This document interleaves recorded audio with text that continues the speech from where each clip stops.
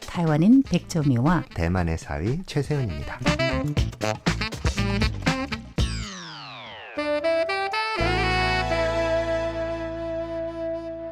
안녕하세요. 대베이도크 최세은. 백점입니다. 최 교수님, 네. 최근 극장가에 간 거는 언제쯤이에요? 저는 어제도 다녀왔는데. 영화 얘기가 나와서 그런데 한국에서 옛날에 제가 말하는 건 60년대, 70년대, 80년대 이때 영화 그러면은 홍콩 영화, 네. 대만 영화. 그렇죠. 물론 헐리우드 있겠죠. 그런데 중요한 거는 특히 네. 홍콩 영화가 아주 명했는데 맞습니다. 타이완이 그때 영화 산업이 굉장히 발달됐어요. 네. 타이완의 특징은 일반 유행 가요도 그렇고요. 창작자가 많았어요. 우리는. 네.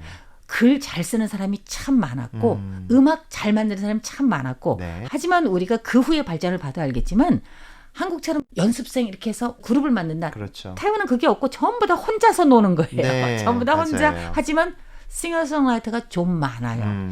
근데 제가 이게 말씀드리면서 영화를 얘기한 건 뭐냐면 한국에서도 너무 잘 아는 많은 연예인 중에서 왕조현 뭐 이렇게 얘기할 때 이 사람 사실상 대만 사람이에요. 네.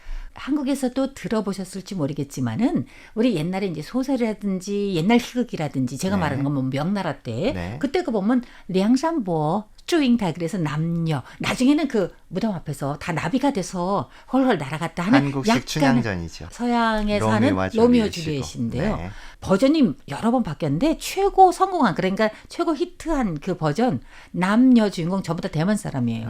근데 홍콩에서 나온 거예요. 이런 식으로 좋은 연기자도 많이 나왔어요. 그렇죠. 그리고 또 유명한 임청하, 네. 린칭샤, 진한, 진샹린 다 대만 사람이에요.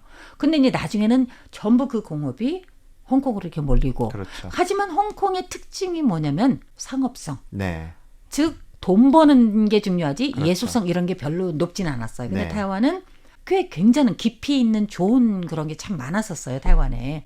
그 방금 좋은 이야기를 해주셨는데요. 오늘 주제가 바로 그 타이완 뉴 웨이브 영화. 뉴웨이브 그러면은 아무래도 허샤오셴, 네. 양더창 이런 분들 아닌가요? 이제 방금 말씀해 주셨던 것처럼 사실은 80년대 전에 이 대만의 영화, 사실은 대만 영화를 따로 구분할 수가 없는 것이 홍콩과 대만이 굉장히 밀착되어 있었거든요. 네. 그러다 보니까 그 당시에 나온 영화들이 방금 말씀하신 것처럼 상업적이고 굉장히 멜로드라마라든가 뭔가 어떤 과장된 연기나 고정된 그리고 스토리 구조가 무협 있는 영화. 또 무협 영화라든가 이런 장르 영화들이 많이 있었는데 그게 홍콩 영화 쪽으로 중심이 이동하고 그러면서 자연스럽게 타이완에 공백이 생긴 거잖아요. 네네. 그 공백을 채워준 것이 바로 방금 말씀드렸던 타이완 뉴 웨이브 시네마, 타이완 신전형입니다. 그 당시의 영화들이 굉장히 예술적이라는 말씀을 하셨는데 맞아요. 바로 그거예요. 홍콩이 이미 상업 영화에서 강점을 가지고 중심지로 부각이 돼서 그쪽에서 장르 영화를 치고 가니까 반대로 대만에서는 대만인들의 감정 그리고 네. 우리 화인들이 이런 자본주의 그리고 공산주의 그리고 민주화 과정에서 있었던 그런 어떤 고통 그리고 번뇌 그리고 정체성의 혼란 같은 것들을 논하는 예술 영화들이 리얼리즘의 형식으로 나타나기 시작했습니다. 맞아요. 그때는 약간 이렇게 말씀드릴 수 있어요. 예컨대 대학생이다. 네. 그러면은 그 뉴웨이브 영화를 뭐 몇 편 안 봤다 그러면 대학생 아니죠. 그 당시에는 대학교 때 이걸 안 했으면 그렇죠. 뭐뭐뭐다. 저걸 안 했으면 뭐뭐뭐다인데 하나는 연애를 해야 돼. 또 하나는 뉴웨이브 영화를 봐야 된다. 물론 제가 대학 다닐 때 뉴웨이브 영화 아직 안 나왔고요. 저는 훨씬 더 앞에 학교를 다녔는데 그 뒤에 그 시대 때도 벌써 이게 너무 상징적인 게 지성적입니다. 그렇죠. 그래서 지식인인데 만약에 엘리트인데 양더창을 몰라? 허샤오셴을 몰라? 이러면은 좀 약간 창피할 정도였었어요. 그렇죠. 한국도 그러지 않았나요? 물론이죠. 우리도 80년대 영화의 청년 문화라는 것들이 굉장히 중심이 되어서 네. 이런 뭐 고래 사냥이라든가 맨발의 청춘이라든가 이런 청년들의 고민 그리고 어떤 전통과 현대가 단절되면서 나타나는 고통 그리고 민주화가 굉장히 중요한 부분이죠. 뉴웨이브 영화들도 역시 민주화 운동뿐만 아니라 과거사 청산에 관련된 전형정, 잔싱정이라고 부르잖아요. 네. 과거사 청산 문제들을 본격적으로 다루는 그런 영화들이 많이 나타났습니다. 대표적인 것이 바로 허우샤오셴. 비정성 씨요? 또 동년왕사도 굉장히 유명합니다. 동년왕씨. 네. 그때 너무 좋은 영화 많았었어요. 그런데 확실히 만약에 막 치고받고 싸우는 거, 막 재밌는 거, 막 이런 거 좋아하시는 분은 못 봐요. 네. 왜냐면 그게 답답할 수 있어요. 네, 호흡이 굉장히 느리고 네. 그리고 还有那个护领街 네. 杀人事件이제 少年 그거 혹시 아세요? 고령가 네네네.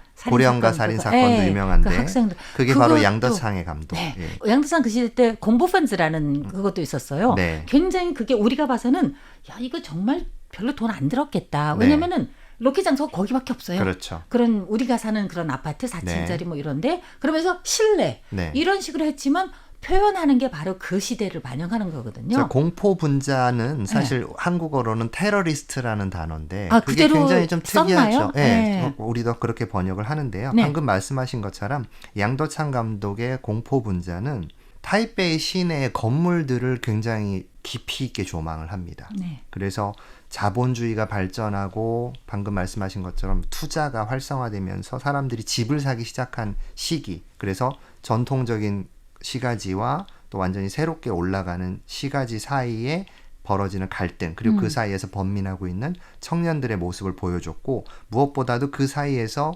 파멸되고 비극적인 끝을 맞는 그 공포 분자 왜 일반인이 소시민이 누군가를 살해하는 테러리스트가 될 수밖에 없었는가를 굉장히 깊이 있고 날카로운 눈빛으로 추구하는 영화였죠. 그 시대 때 그리고 여마 차이즈 혹시 들어보셨는지 모르겠는데 네. 여마 차이즈 그러니까 일종의 야채예요. 아무데나 심으면 아무데나 잘할 수 있는 그래서 여성의 일생을 말하는 거예요. 그러니까 옛날 같으면은 남존여비 사상이라서 네.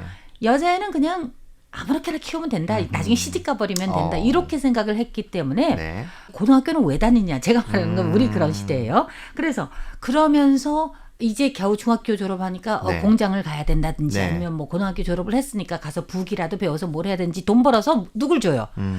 그 어머니 아들들. 그렇죠. 아들들이 크는 아들들한테 거죠. 뭐 이렇게 네. 쓰는 거. 옛날엔 좀 그런 현상이 타이완에서는 좀 심각했었어요. 그런데 진짜로 뭐 사회가 다 그런가 100% 그렇지는 그렇죠. 않거든요. 네. 조금 괜찮은 건 예를 들어서 항상 타이난 얘기가 나오는데 남부 부자들이 타이난에 몰려 있거든요. 네. 거기에서는 그 딸 굉장히 많이 해줘요. 방금 말씀하셨던 유마 체자가 완년 감독의 영화였고 네. 네, 사실은 우리 허우샤오셴도 유명하고 양더창도 유명하지만 이 완년 감독의 영화도 대단히 훌륭하고 그렇죠? 또 커이정 감독의 네, 영화들도 굉장히 훌륭합니다. 네. 그래서 이런 신전형 초기 정신을 공유하고 있는 영화들을 보시면 좋은데요. 마침 지금 타이베이에서 타이베이 영화제를 하고 있습니다. 우리 매년마다 하죠. 네. 한국에서도 그게 오는 것 같은데요. 많은 그럼요. 사람들이. 네, 부산 영화제가 만약에 아시아를 대표하는 가장 큰 영화제라면 네. 타이베이 영화제는 대만 영화뿐만이 아니라 우리 화인들의 영화, 중화권의 영화들을 모아주는 영화이기도 해요. 그래서 금마장 행사와 함께 굉장히 중요한 행사니까 네. 대만을 방문하시는 분들은 꼭 좀 한번 중산당에 가보시면 좋겠습니다. 중산당 45년에 일본이 패망하고 나간 후에 항복하고 나간 후에 처음에 국민당 정부가 바로 뭘 하진 않았지만 일단은 들어왔잖아요. 그래서 거기 이름을 국가의 국부 나라의 아버지 손중산이라고 해서 네. 중산당이라고 쓴 거는 옛날에 전체적으로 국가에서 중요한 공간을 대부분 중산을 많이 붙였어요. 그래서 중산홀이잖아요. 그죠? 네. 중산당인데 거기 정말 중요한 의미를 가지고 있는 건 뭐냐면 물론 일본 사람이 적긴 했지만 우리 안 부쉈잖아요. 그대로 그렇죠. 있잖아요. 거기에서도 우리가 그때 2차 대전 끝날 때 미국 제7함대 있었잖아요. 군함에서 쌓인 그게 있어요. 근데 그거 외에 항서를 받는 그런 네. 장면이 있거든요. 네. 그 중산당에서 이루어진 아, 거예요. 그래서 그렇군요. 굉장히 중요한 자리예요. 최세훈 교수님은 영화에 대해서 너무 잘 아시는 걸 제가 알고 있거든요. 오늘 짧은 시간 내에 그냥 타이베이 신전영 그러니까 새 영화라고도 할 수 있겠죠. 뉴 시네마 뭐 이런 식으로 하지만 뉴 웨이브 그 시대 때가 우리에게는 너무너무 중요했던 시대. 80년대 90년대 그때. 그래서 그런 영화 얘기도 해주셨는데 영화 평론도 많이 하시는 걸로 제가 알고 있어요. 네. 그래서 타이완에 무슨 뭐 특별한 영화 평론 이거 좀 언제 한번 시간 내주실래요? 어떤 영화를 선택할지 먼저 되게 궁금해지는데. 너무 많아서 최근에 아이고. 대만 영화가 정말 품질이 좋고요. 아, 굉장히 영화 얘기 좀 사회적입니다. 해주시죠. 왜냐하면 한국에서 상영되는 게 있겠지만 네. 아무래도 적을 것 같아요. 그래서 이 부분은 우리 최 교수님께서 책임져 주세요. 영광입니다. 네, 그럼 기대하고 있겠습니다. 오늘 태배도구 6금 맛입니다. 진행해 최세연 백점이었습니다. 여러분 감사합니다. 감사합니다.